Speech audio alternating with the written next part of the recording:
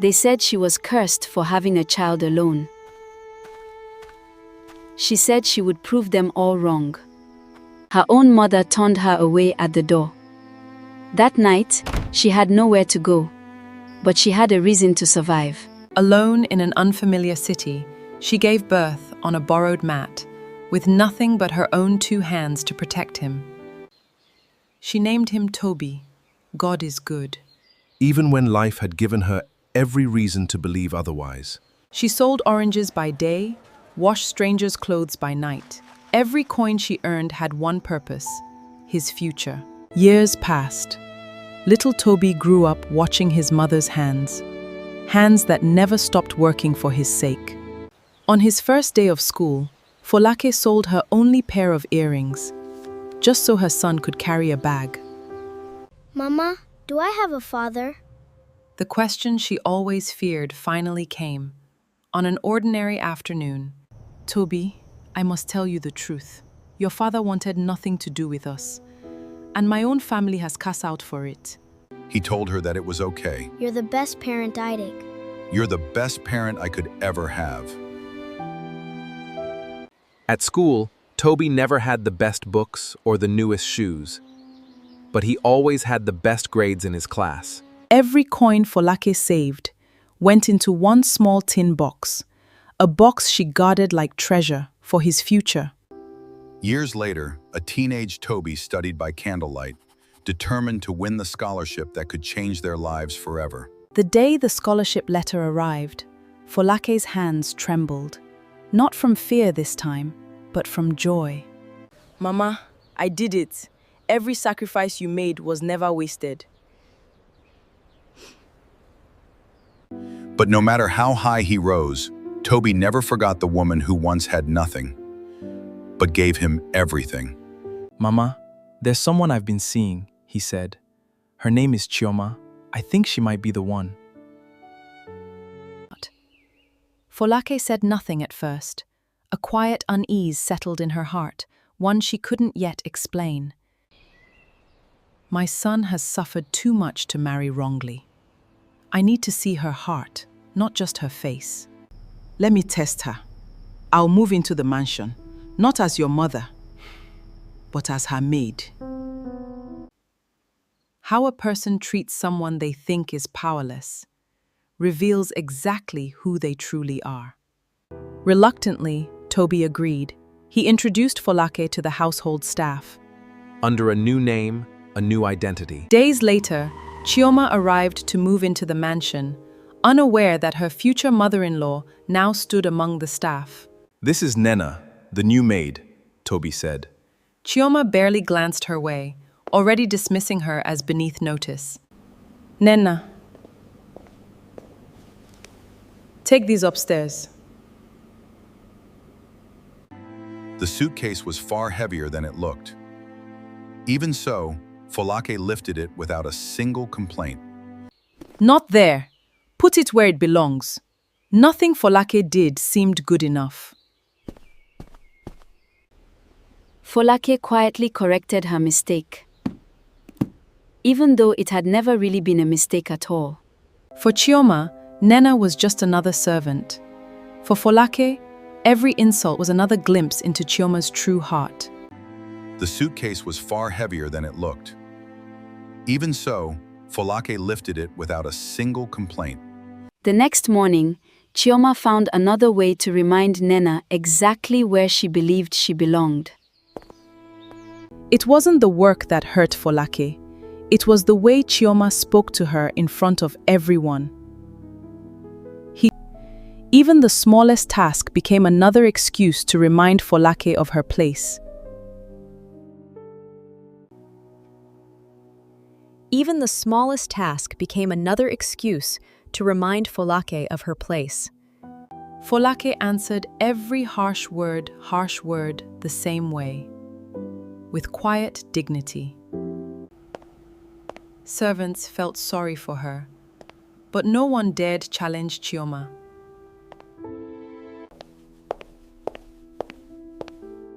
Then one visitor noticed something no one else seemed to see. Good afternoon, Ma, Ngozi said softly. It was the first kind greeting Folake had received since arriving. It was only a simple greeting, but after days of coldness, it reminded Folake that kindness still existed. Without realizing it, Folake had already discovered the first difference between two women. One saw a servant, the other saw a human. Chioma always found another flaw, even after the work was done perfectly. Not once did Folake answer back. She simply corrected it again. Only one person ever paused long enough to notice, the woman everyone else ignored. "I'm fine," Folake replied with a gentle smile. Even though she clearly wasn't. Ngozi wasn't convinced, but she respected Folake's quiet strength. Chioma didn't care who was watching. To her, humiliating the maid had become completely normal. Ngozi noticed the silence, and somehow it spoke louder than words. Before Ngozi could say anything, Chioma reminded everyone whose house this was. Even now, Folake refused to embarrass Chioma in front of others. Grace had become her quiet strength. Watching it all from the hallway, Ngozi began to wonder why a woman so humble was treated with so little respect. The days passed, but Chioma's attitude only grew colder. No matter how carefully Folake worked, it was never enough. Without hesitation, Folake quietly started all over again. Across the room, someone quietly witnessed every moment.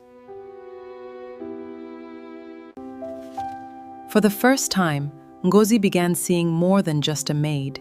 She saw quiet strength. For the first time, Ngozi began seeing more beyond just a maid.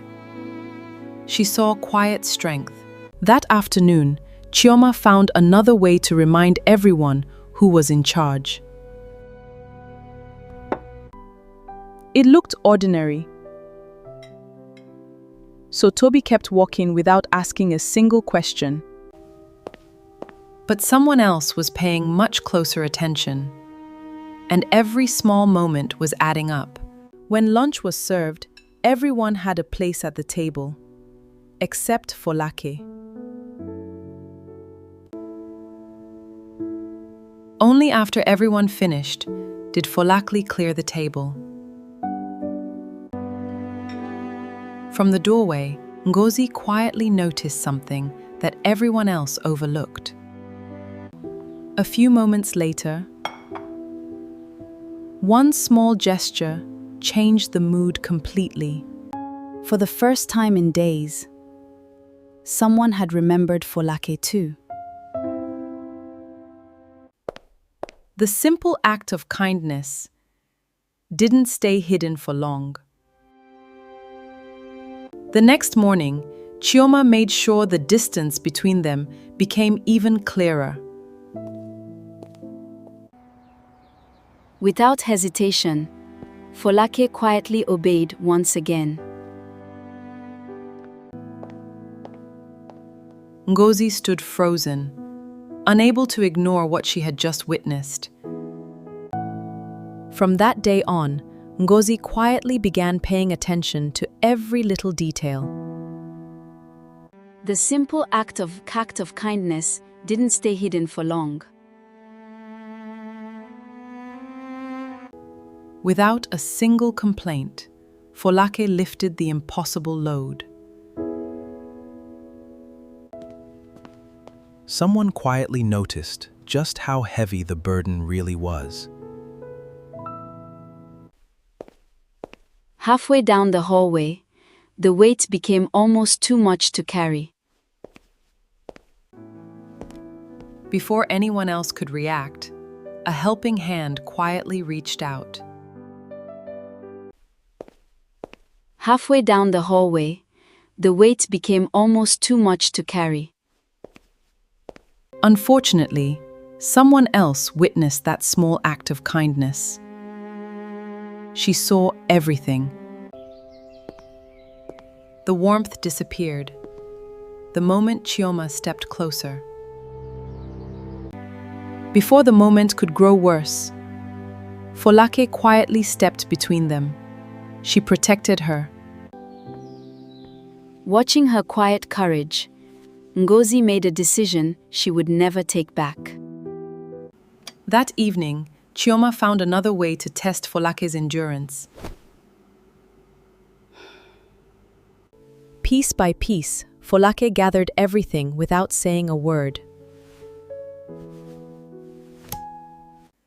Across the hallway, someone quietly noticed another burden placed on her shoulders. This time, Ngozi made sure Folake wouldn't carry the weight alone.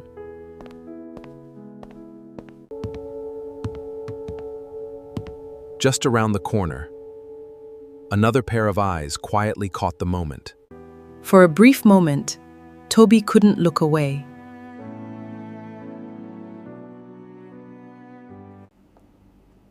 Just then, Chioma appeared at the end of the hallway.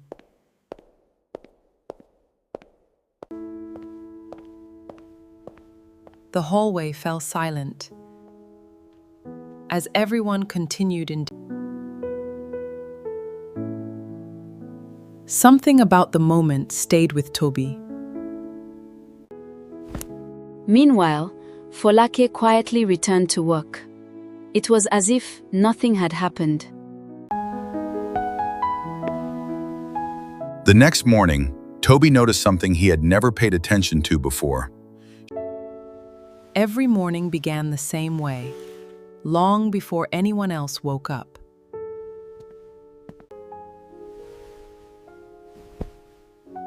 From the balcony above, Tobi quietly watched the morning routine unfold. Not once did she stop to rest.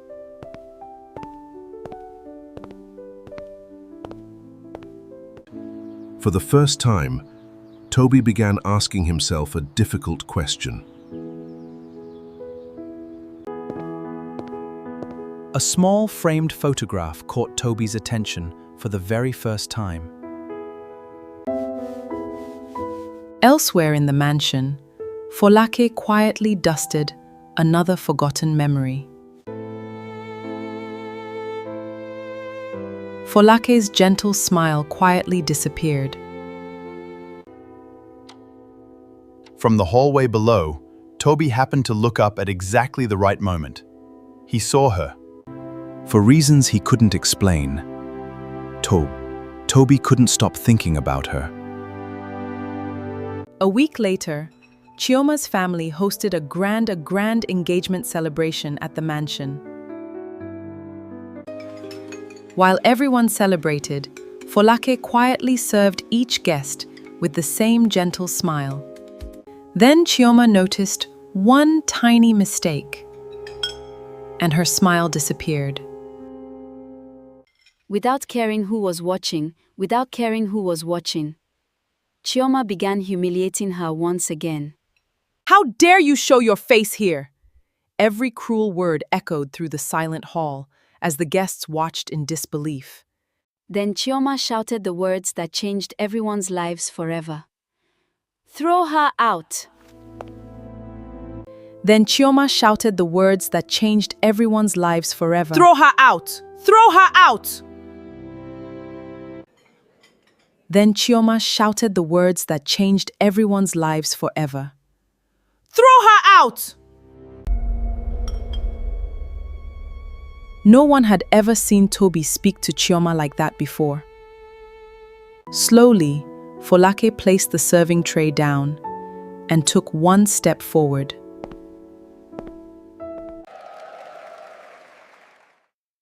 She looked directly at Chioma before calmly breaking the silence. "You never insulted a maid. You insulted the woman who gave Tobi his life." For a long moment, no one in the room said a single word. Chioma quickly realized every pair of eyes was now judging her. Tobi slowly removed the engagement ring from his finger.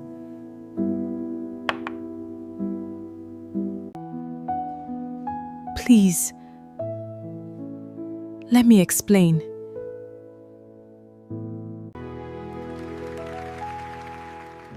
Without another word, mother and son quietly walked away together. Several months later, everything suddenly began to change. The numbers were worse than anyone had expected.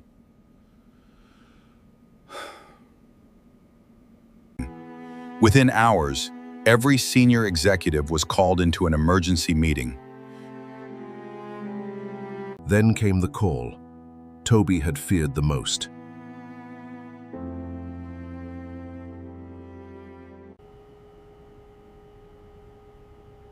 The bank demanded immediate repayment of millions.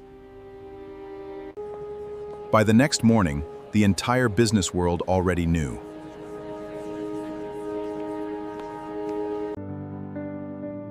For the first time in years, Tobi didn't know what to do next. The next morning, Chioma quietly arrived at Tobi's office.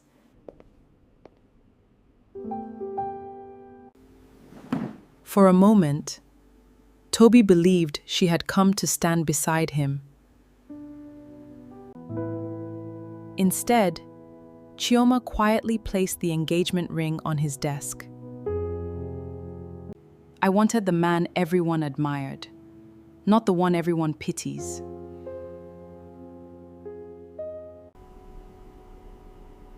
Without looking back, Chioma quietly walked out of his life. For the first time since becoming successful, Tobi felt completely alone. That evening, Tobi returned home, carrying a burden no one could see. Without saying a word, he quietly sat beside his mother. He quietly sat beside his mother.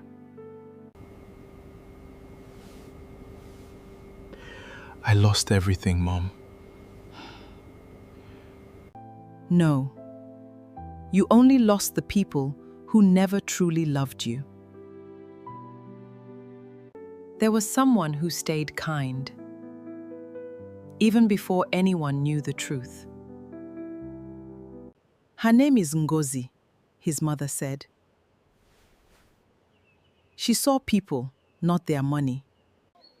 For the first time, Tobi searched for the woman who helped him, not to repay her, but to understand her heart. Tobi expected anger, but Ngozi only asked one question. Are you finally ready to change? Ngozi didn't ask for money, power, or recognition. She simply helped him rebuild what pride had destroyed. Slowly, the company that everyone thought was finished began breathing again. Tobi finally understood. The person who saved him was the one he once ignored. Because true wealth was never what Tobi owned. It was the kindness he finally learned to value. Months later, Tobi's company was stronger than ever. But the greatest change happened inside his heart. He never forgot the woman who helped him when the world walked away. Ngozi smiled. Because she never wanted his wealth, she only wanted him to become a better man. And from that day forward, Tobi used his success to lift others, just like Ngozi lifted him. Because sometimes, the person you ignore today, The man who once measured people by status, finally learned the value of a kind heart. Tobi lost his fortune, but he found something much greater: humanity. True success is not measured by what you have, but by the lives you touch.